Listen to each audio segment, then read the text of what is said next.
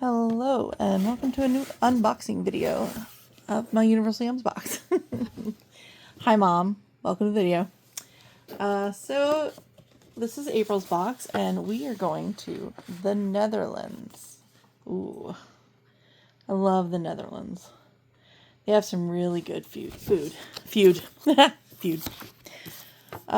So yeah, let's dig into this. Let's see what we got here.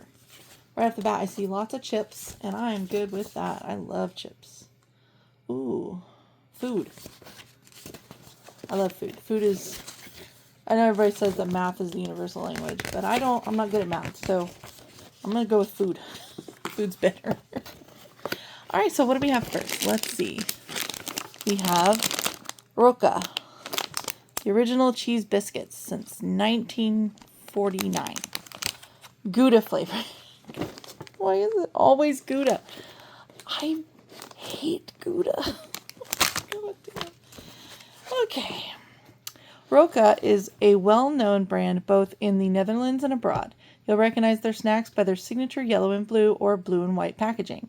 The blue color and overall design are inspired by Delft blue dishware, a special type of pottery that's an icon of Dutch culture. The brand is particularly well known for its cheese-flavored snacks, which are made from 90 layers of dough and cheese. Gouda is by far the most popular Dutch cheese, and it makes up 30% of these cheese sticks by weight, meaning they're literally packed with real cheese flavor. Gouda cheese is one of the oldest in the world, sometimes dated as far back as 1184, and it can be aged from several weeks to 7 years. Older Goudas are saltier and more pungent, while young Gouda is mild and creamy. The Nord Hollandaise Gouda type even has a protected designation origin. The milk used to make this cheese must come from the province of Nord Holland. Oh, so it's similar to champagne. It's not real champagne unless it comes from the Champagne region of France. Okay. Interesting. Moving on. I feel bad that I don't like Gouda. I feel bad about that. Alright, next we have truffle. Paprika potato chips. Paprika is such a popular flavor of potato chips all across Europe. It's not surprising. It's just, Okay. Flavored with locally sourced ingredients. Potatoes are a key part of the Dutch diet, but that wasn't always the case. When potatoes first arrived in Europe during the Columbian Exchange, many people refused to eat them, and the tubers were mostly considered to be food only fit for animals. Today, however, the average Dutch citizen eats nearly 180 pounds of potatoes each year. Fried potatoes, including French fries and potato chips, are particularly beloved.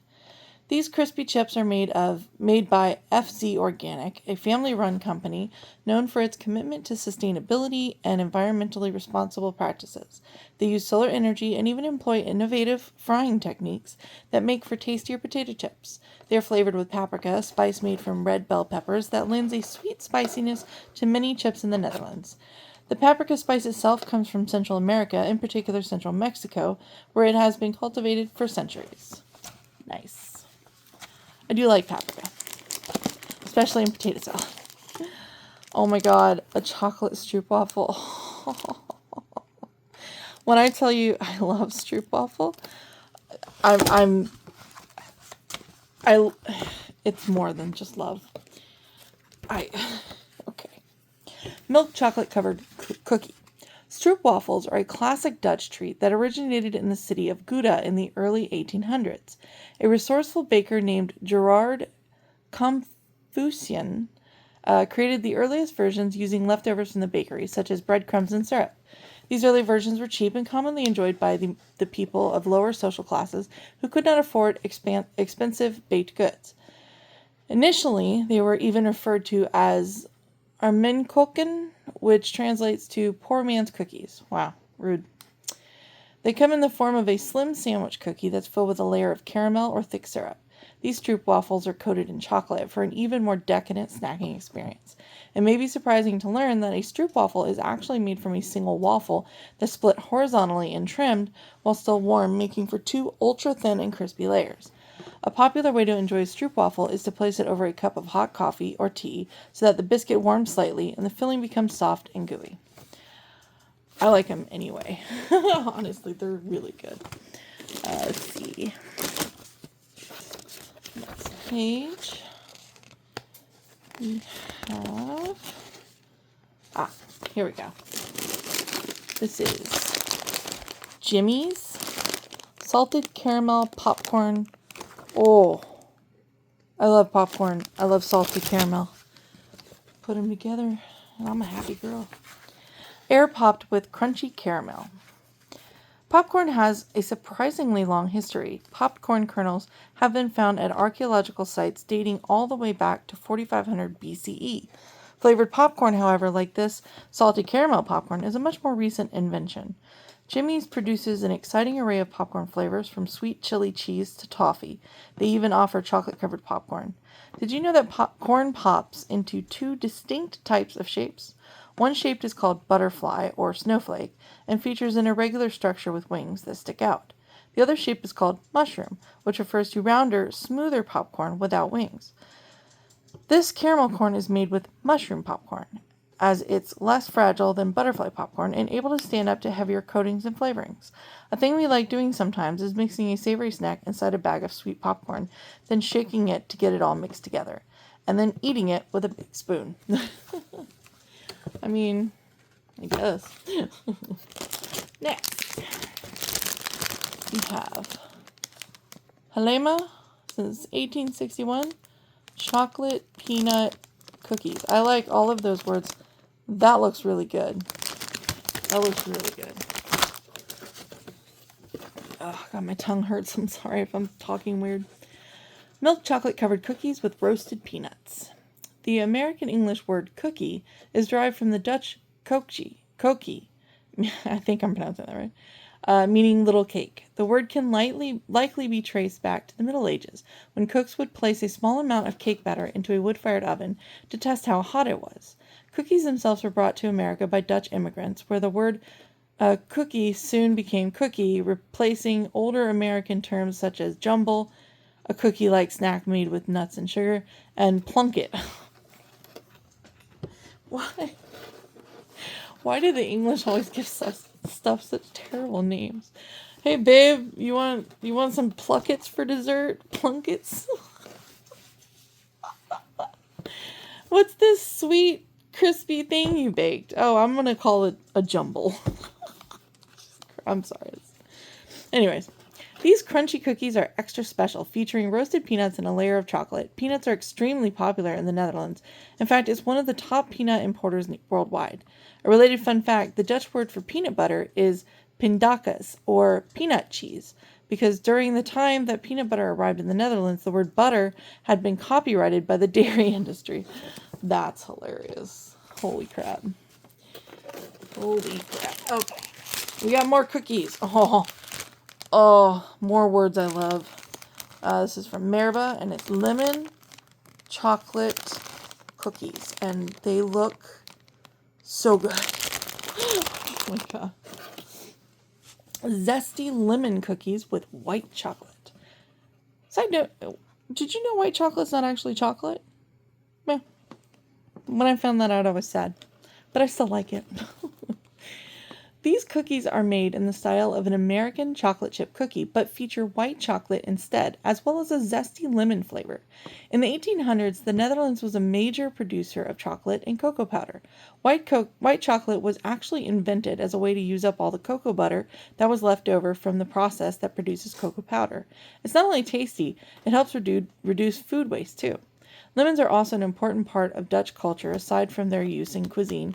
Lemons are featured extensively in Dutch artwork. In the 17th century alone, over 250,000 still lifes were painted in the Netherlands. And guess what? Over half of those pieces depicted lemons. It makes us want to crack open our watercolors and try our hand at a lemon still life while munching on these cookies. Well, I'm going to enjoy those because I love lemon cookies and chocolate. So... all right. Oh, this is going to be fun to try and pronounce. I apologize now. Hoekje? I'm probably definitely saying that wrong. Barbecue flavor. Okay. I'm a sucker for barbecue chips. That's like my number one go-to flavor is barbecue. So let's do it. Barbecue flavored skin on chips. Oh, I love skin on chips. I didn't even notice that. These sweet and savory barbecue flavored chips are made by Hoeksche Chips, a small company based in the Dutch province of South Holland. The company was founded in 2003 by 3 farmers and now serves over 1,000 grocery stores and supermarkets across the Netherlands. Sustainability is a major focus for them. I'm going to keep saying the name wrong. They grow their own potatoes and produce the chips on site at the farm. Their chips are even made from unpeeled potatoes, which helps to reduce food waste. In 2023, the company added a clever innovation to their packaging, a small tearaway triangle at the bottom of the bag. When the chips are almost gone, the corner can be torn off, allowing the last handful of crumbs to be funneled directly into your mouth. That's great. The update is so recent that it has not made its way to all the chips quite yet, but fingers crossed. That is cool. That's really cool. I like that. Okay, let's see what we have. Got this. No. Snooty. Oh, there's like 3 of them. Jeez, okay. Alright. We have Van Slooten, exploring since 1918. Licorice, animals, licorice flavored sweet and salty mix. Oh, that's so cool. Safari Squad. Oh, man. I love black licorice.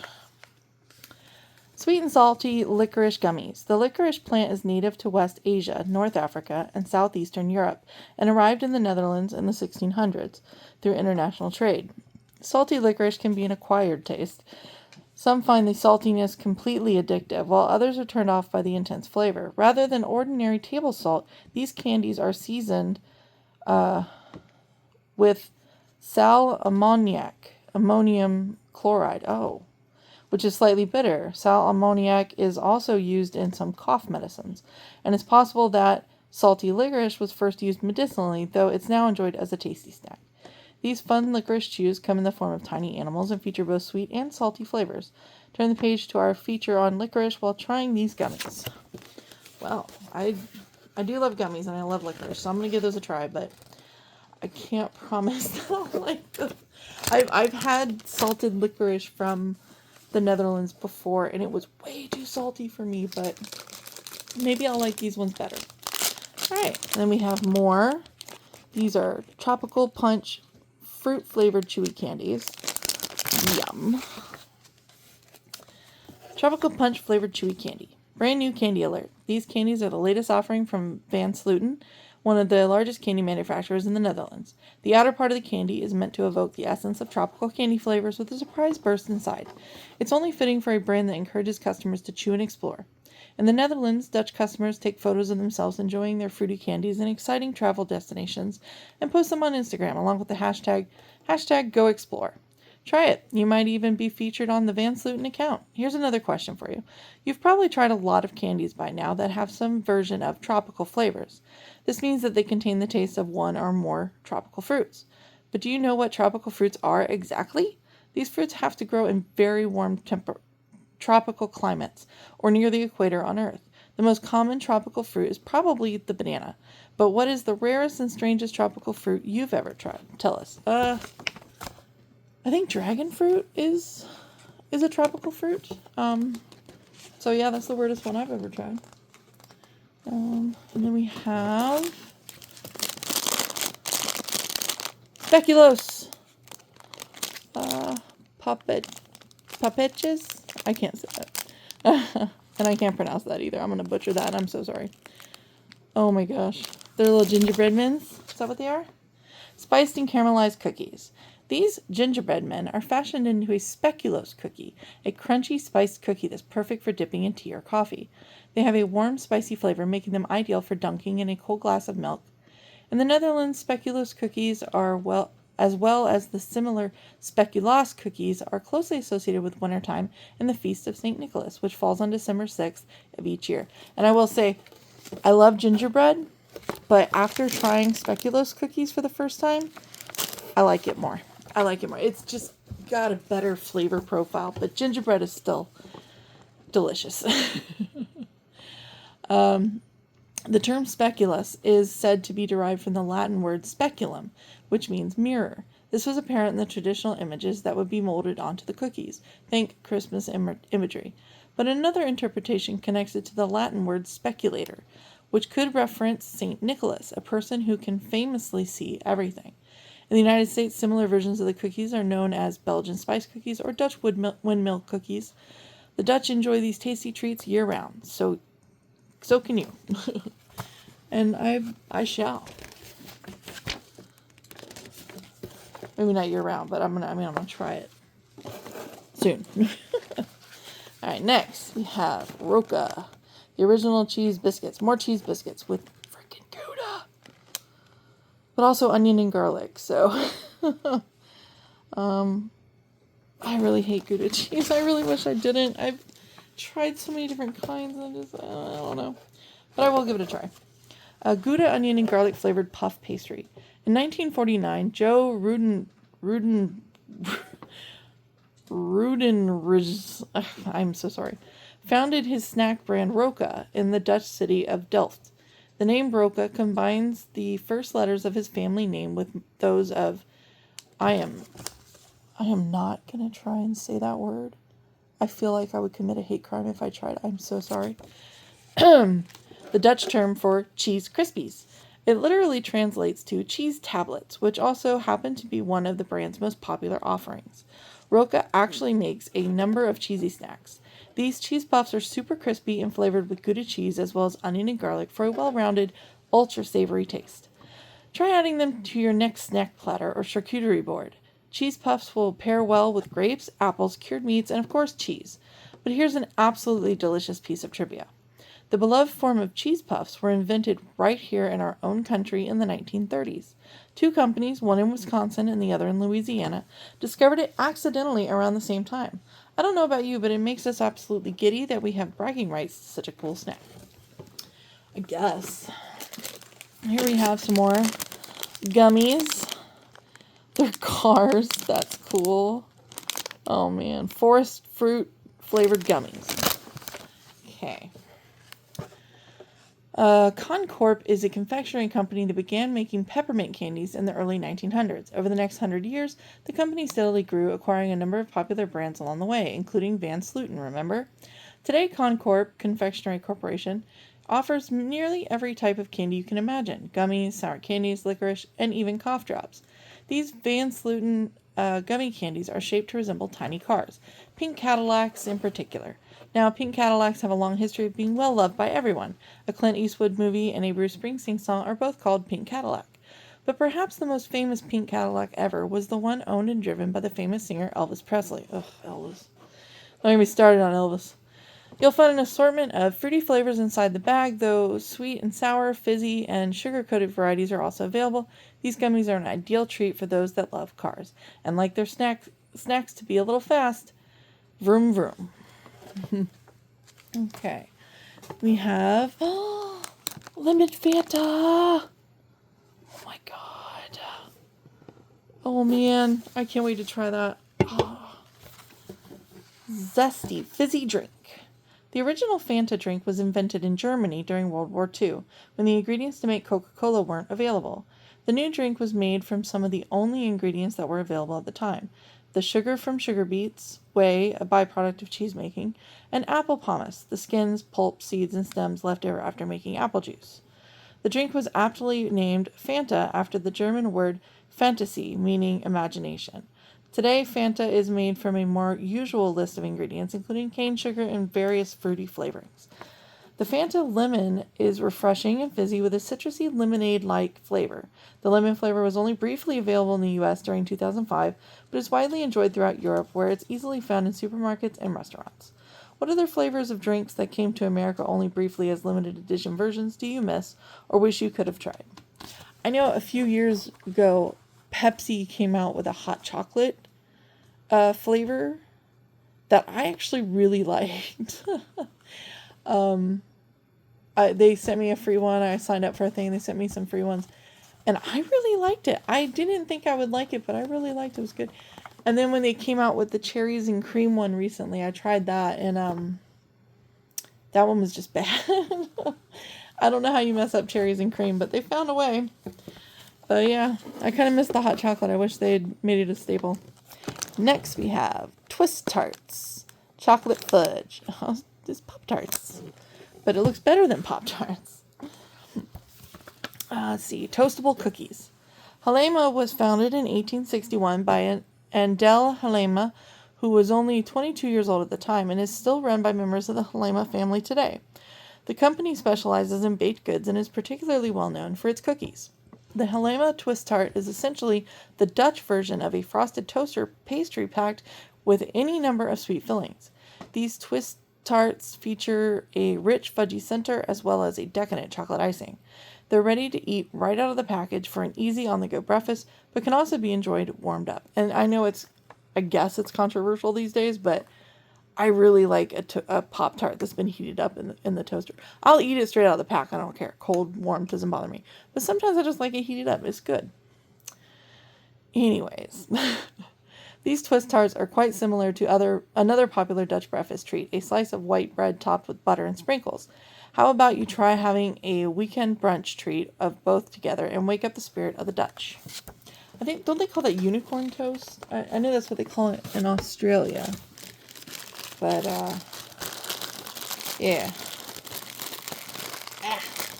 And let's see what we have in the goodie bag. Okay. First, we have 4 of these. I'm dropping them everywhere. I cannot read that. It's too tiny. Hopjes. No. Where is it? I find it in the book. There it is. Okay. Coffee flavored hard candies. Like coffee. Like, why is there always a coffee flavored something? I just don't like coffee. Anyways. Hopjes are hard coffee flavored caramel candies. They are named after the 18th century Dutch diplomat Baron Hendrik Hop, who, for a time, lived in the apartment above the Van Haren and Nieuwerkerk confectioner's shop in The Hague. One night, Hop left a cup of coffee on a warm radiator. The coffee slowly evaporated, leaving behind a deliciously sticky residue. Inspired, Hop asked the confectioner's shop downstairs to make a coffee-flavored candy. Theodorus Van Haren obliged, inventing a creamy coffee candy, which he named after Hop. The candies quickly spread in popularity, likely thanks to Hop's job as a diplomat. Odds are he gifted them to foreign dignitaries during his travels. Soon, other candy makers began making Hopjes, including the confectioners J.P. Raidmaker, the maker of these Raidmaker Hopjes. In fact, the two companies spent decades in legal disputes with each other, both fighting to claim the iconic candies as their own. We, personally, love the results of a little candy competition, don't you? And last but not least, we have these. It's a toffee. And we have 4 of them. They are eggnog flavored toffees. Yes, I love eggnog. These toffees are inspired by the flavors of Advocaat, a creamy Dutch alcoholic beverage that's similar to eggnog. Advocaat is made with eggs, sugar, and some form of alcohol, usually brandy or whiskey. The drink is thick and rich and can either be enjoyed in a glass or topped with whipped cream and served with a spoon. The name and recipe can likely be traced back to Dutch colonialism in northern Brazil and Suriname, where Dutch settlers encountered a creamy beverage called abbekate, which is made with avocados. It's thought that since avocados weren't available back in the Netherlands, the Dutch used eggs in their version of the drink to achieve a similar creamy consistency. These toffees don't contain any alcohol. Aw, boo. So they're the perfect way for people of all ages to enjoy the creamy eggnog-like flavor of Advocaat. Isn't it strange how something so different like an egg can replace an avocado? Did you know that you can also use avocados as a substitute for eggs in baking recipes? How strange. Yes, you absolutely can. Bananas too. That's everything. Wow, there's a lot of stuff. I don't even know where to start, to be honest. Wow. Where do I want to start? I want to try something before I end the video. You know what? I'm going to try the salty licorice. I'm going to give it a try. Because I love licorice. I even have a guinea pig named Licorice. And she's black. That's why she's named Licorice. Because black licorice is the best licorice in the world. Okay. Ooh. These definitely have a unique smell. So there's a little turtle. That's cute. Alright, let's give it a try.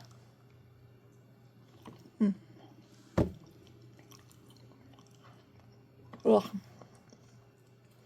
I don't know. That's too salty for me. It's not as bad as the other I had before. But it definitely has a stronger medicinal flavor than I like with my black licorice. But it's not nearly as bad as the other salted licorice I had previously. That was just too salty. It felt like I was licking the ocean. Yeah, these aren't bad. Man, not bad. I don't think I would like sit and eat this whole pack in one sitting, which is probably a good thing. But yeah. And what else should I try? Sorry, I'm still chewing this. Good lord. I think that's all I'm going to try for this video. But I will try some more in another video, hopefully later this week. But thanks for watching. And yeah. See you in the next one.